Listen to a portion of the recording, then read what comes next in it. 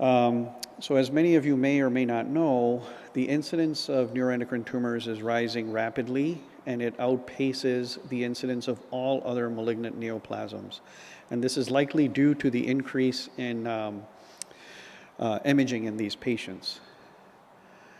And because these are such indolent tumors, patients live a long time, so the prevalence of the disease is actually quite high compared to other tumors. And if you look at survival over time, in 2 decades between the 80s and 90s versus the 90s and 2000s, you can see that we've made limited progress in terms of localized disease and regional disease, but we've made significant progress in terms of patients with metastatic disease. So metastasis will develop in almost half of patients who present with neuroendocrine tumors during the course of their disease. And the most common site of metastasis is the liver. And in the last decade, we've made significant progress in terms of medical management in these patients with advanced disease. The RADIANT-3 trial showed that everolimus, an mTOR inhibitor, significantly improved progression-free survival over placebo. However, it did not show an overall survival benefit compared to placebo alone. The CLARINET study showed that a long-acting somatostatin analog improved progression-free survival over placebo. But again, this study did not show an overall survival improvement in these patients. And then the use of sunitinib similarly showed an improvement in progression-free survival.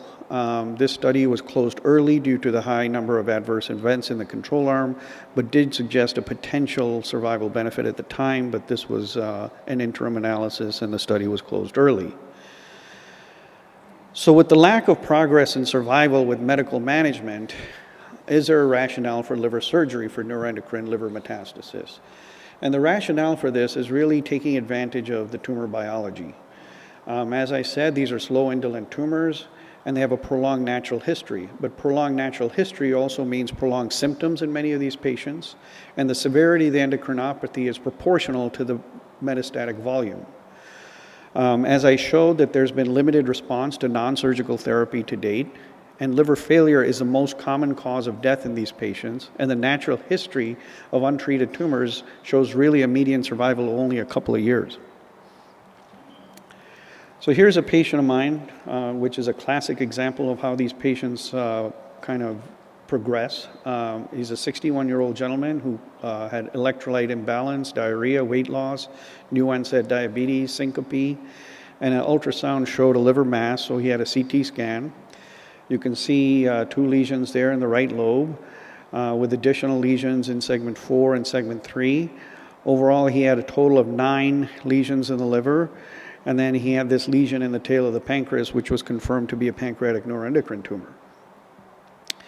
So he was hospitalized acutely for hypokalemia and hypotension. He responded to octreotide infusion therapy.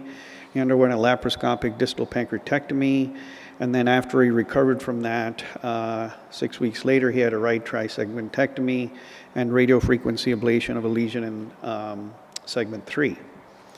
Post-op, he had some pneumonia, but he recovered. Now, this is his course of treatment over the next 8 years.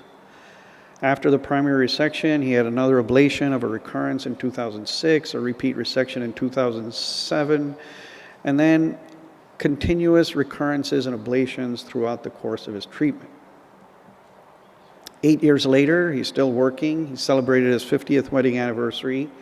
He had a lot of therapy and really no regrets, and as you can see, still has recurrent disease. And this is a very common presentation for these patients who tend to continuously recur. So the rationale for liver surgery for metastatic disease has been shown for a long time, but it's been plagued by these type of studies. This is a study from Hopkins with very small numbers of patients, really not any case control studies, which show that if you remove the tumor, patients do better than if you don't, but these are clearly affected by selection bias. The first large study was really a Mayo Clinic study of 170 patients that showed that you can achieve pretty good 5-year survival rates of well over 60% if you resect these patients, and that's with carcinoid liver metastasis as well as pancreatic neuroendocrine liver metastasis. And even in the title of the paper, this was a plea for resection to increase survival in these patients. Now, many of the surgeons in the audience know that there's some dogma or understanding that if you could achieve even a 90% cytoreduction in debulking in these patients, perhaps they do better. And it's interesting to know where this really comes from.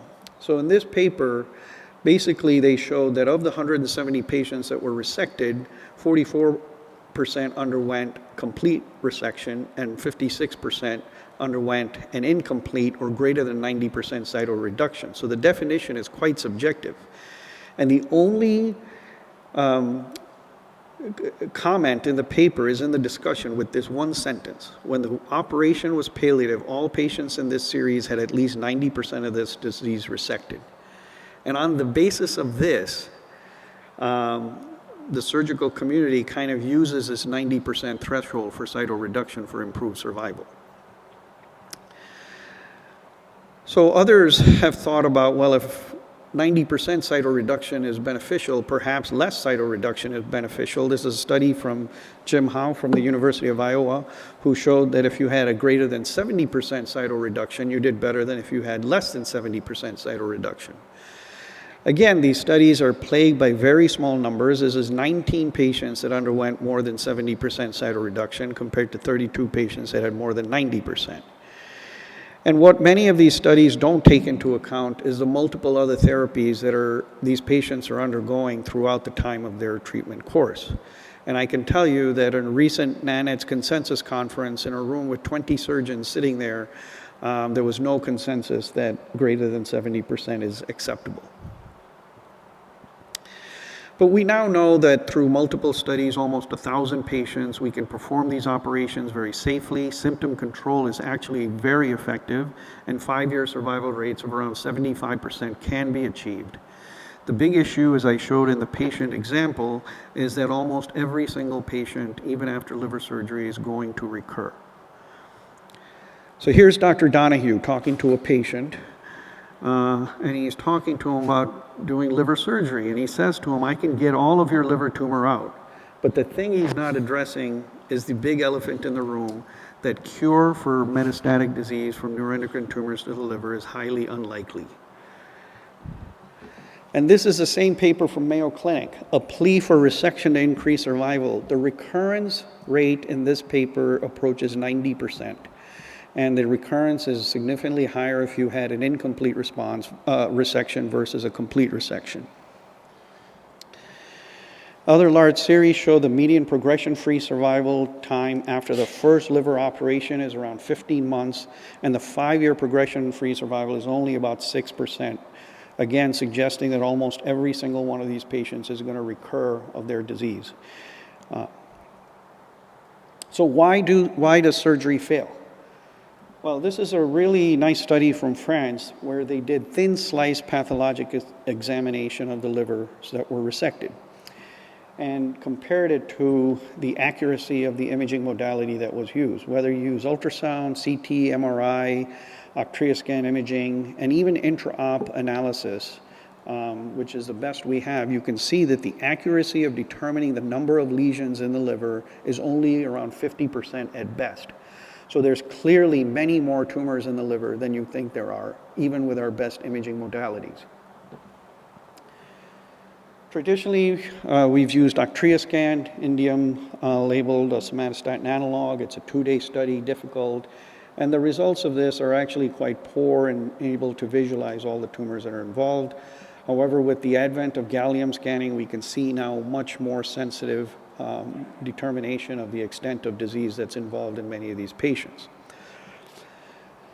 We also know now that gallium DOTATATE scanning and FDG PET are complementary, and it's based on the degree of differentiation of the tumor. Well-differentiated tumors maintain their somatostatin receptors and are usually taken up by the gallium DOTATATE, whereas more dedifferentiated or poorly differentiated tumors are more likely taken up by PET scan imaging. So given the high recurrence rates and the failure of surgical resection in many of these patients, people have advocated the use of intra-arterial therapies.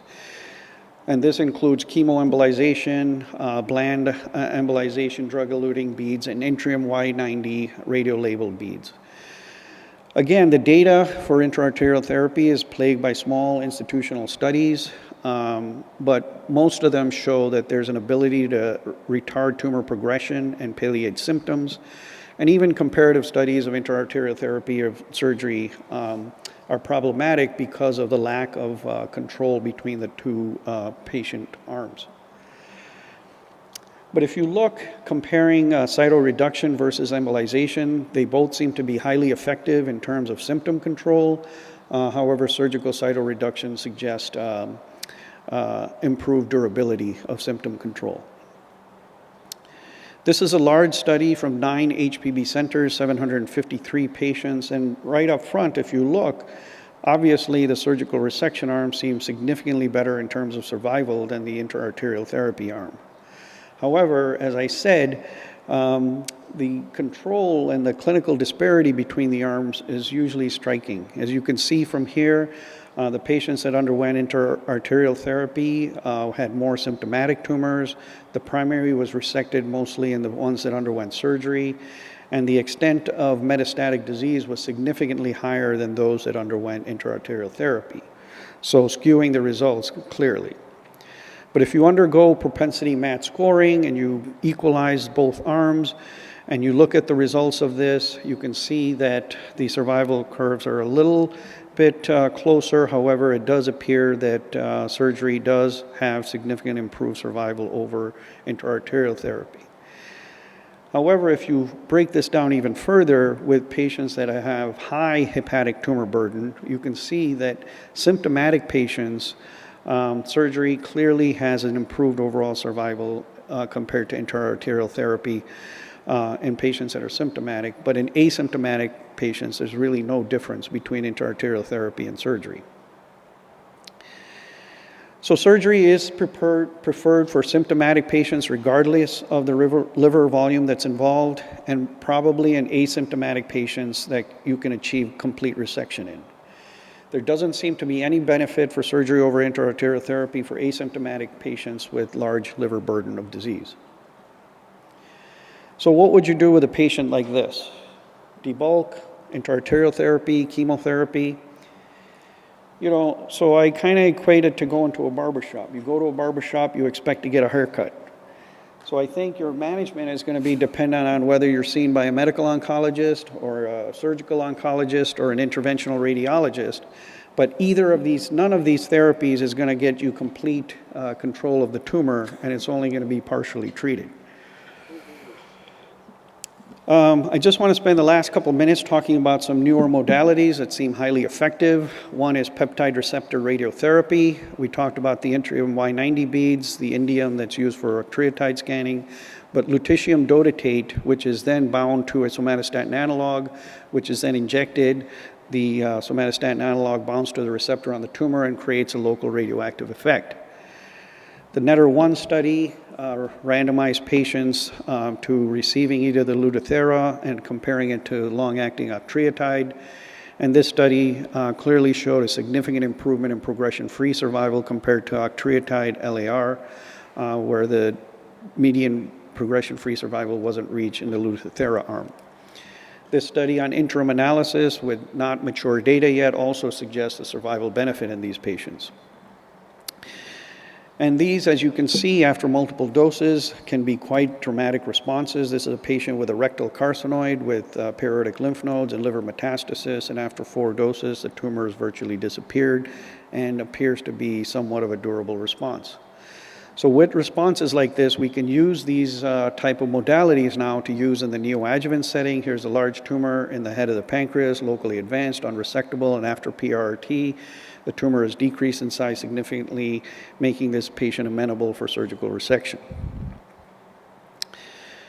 The last thing I want to mention, this is an ECOG study presented at ASCO last year, comparing temozolomide versus temozolomide and capecitabine, showing that temozolomide and capecitabine does result in a significant improved progression-free survival. And again, with immature intermediate data, appears to show a survival benefit also. So as our chemotherapy and other modalities are improving, I think it's clear that the treatment paradigm for neuroendocrine tumors is changing. A one-size-fits-all approach is no longer the case. Somatostatin analogs, everolimus, sunitinib provide improved progression-free survival, but not overall survival. It does appear that maybe temozolomide and capecitabine may improve overall survival also. PRRT also suggests perhaps an overall survival improvement over octreotide LAR. And there are many cytoreductive strategies now available for patients with advanced neuroendocrine tumors, hepatic resection with cytoreduction or intra-arterial therapies. Both of them provide excellent symptom control. Surgery does seem to provide overall improved survival in patients that have limited metastatic disease to the liver and in symptomatic patients, but almost all of these patients are still going to recur of their disease. So I think where we need to go is we really need now not a unidimensional strategy for these patients, but a multimodal strategy using these more effective therapies in the neoadjuvant setting to increase the ability to resect these patients. And when we now are seeing more effective chemotherapy and PRRT, perhaps using these modalities after surgical resection in the adjuvant setting would be a very logical first step in adjuvant trial design. Thank you very much. That was beautifully presented. Questions? Thank you very much for a great talk, Dr. Marchant. I have a question about the sequence of the treatment. For example, your case, you did the surgery first, but with the emergence of multiple, systemic therapy or SSA, and in addition to the PRRT, do you have any strategy how to sequence those treatments? Yeah, I think that's a very good point, and I purposely put that patient, if you saw the dates of that patient, it was 2003, 4, going through 2011. This is before the era of everolimus and sunitinib, and even long-acting octreotide was just kind of coming into play here. I think today this patient would have been managed very differently. I think if he was symptomatic, first of all, so treating that, and I think in symptomatic patients, doing the debulking of the metastatic disease is clearly beneficial. But I think after he recurred, he probably would have been on either lanreotide or other medical management unless he started developing symptoms. And then if he progressed, then we would have considered PRRT or chemotherapy or additional surgical resection. So I think the management would be very different today than it was back then.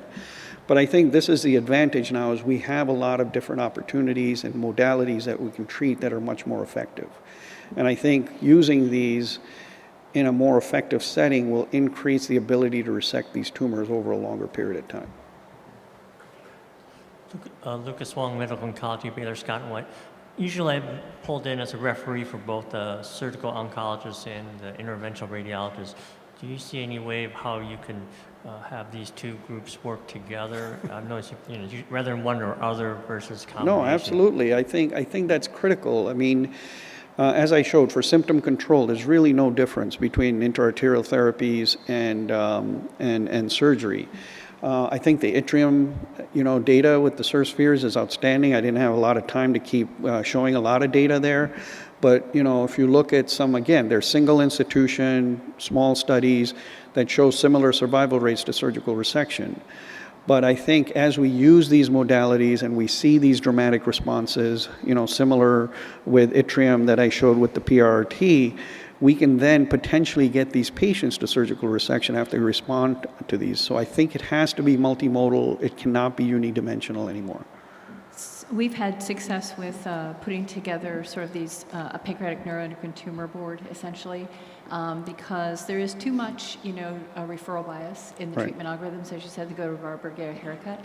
And by putting the same group of people together sort of every other week, eventually you overcome those and develop SOPs and protocols that streamline care. Yeah.